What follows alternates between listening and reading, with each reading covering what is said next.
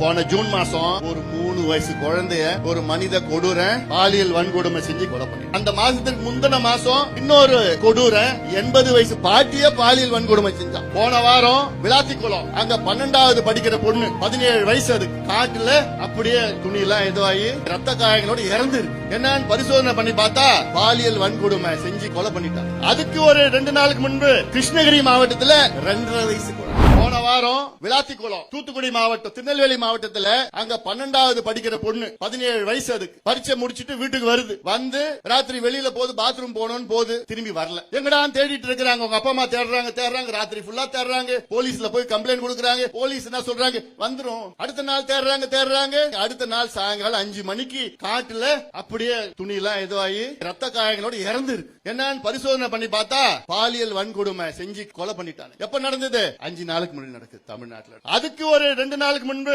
கிருஷ்ணகிரி மாவட்டத்துல எவ்வளவு வயசு தெரியுமா குழந்தை? 2.5 வயசு குழந்தை. அது யார் தெரியுமா கொலை பண்ணா? திமுகவுடைய இளைஞர் சங்கம் பொறுப்பாளர். 2.5 வயசு குழந்தைய கொலை பண்ற அளவுக்கு ஒரு மனநிலையை தமிழ்நாட்டு இளைஞர்களுக்கு உருவாக்கிய ஸ்டாலின் அவர்களே, உங்களை தமிழ்நாடு மக்கள் மன்னிக்காது. மக்கள் மன்னிக்க மாட்டாங்க. தாய்மார்கள், பெண்கள், பெற்றோர்கள் நிச்சயமா மன்னிக்க மாட்டாங்க. மன்னிக்கவும் கூடாதியா.